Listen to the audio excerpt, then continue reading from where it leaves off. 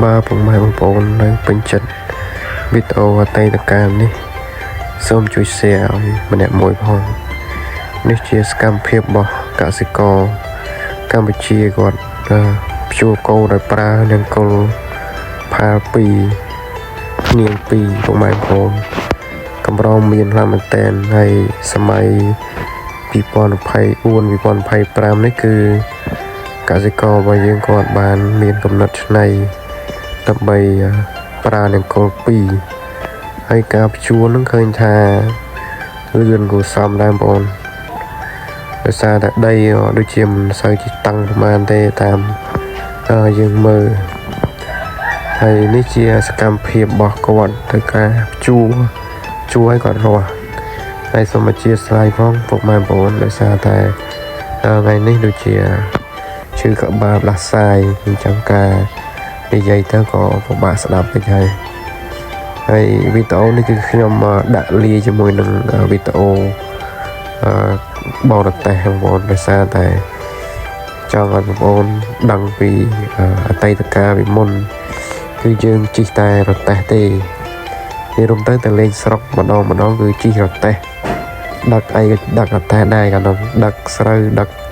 កាត់ដាប់ដឹកអស់ដឹកឈើដឹកអីគឺប្រើតែរទេះទេជាពិសេសគឺដឹកជេជាមួយដឹកជេទៅលក់ណាចំនួននោះគឺដើរលក់ជេអញ្ចឹងដឹកឆ្លងស្រុកឆ្លងអី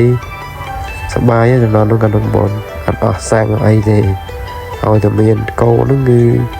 មានអ្វីៗគ្រប់យ៉ាងហើយចំនួននោះហើយវីដេអូនេះគឺមានតែសកម្មភាពព្យួរគោហើយនឹងបរទេសមិនដឹងទេបងប្អូនហើយស្មើនេះទៅតែម៉ោង6ជាងតិចទេតែសភាពស្អាតហាំតែបងខែប្រាំង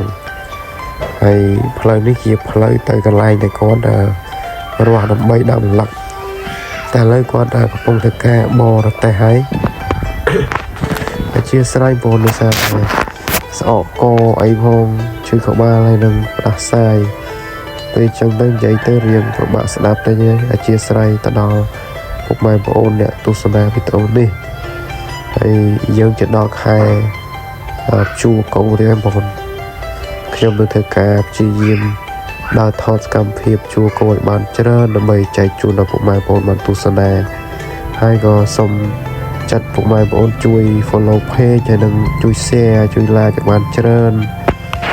ដើម្បីលើកទឹកចិត្តចឹងណាបានប៉ុណ្្នឹងខ្ញុំសប្បាយចិត្តដែរបងតែបញ្ជាក់រងថ្ងៃខ្ញុំក៏មិនទាន់ទទួលបានផលប្រយោជន៍អីពីការថតនឹងដែរបងដោយសារយើងអ្នកធ្វើថ្មីចឹងណាអរគុណសម្រាប់ការទស្សនា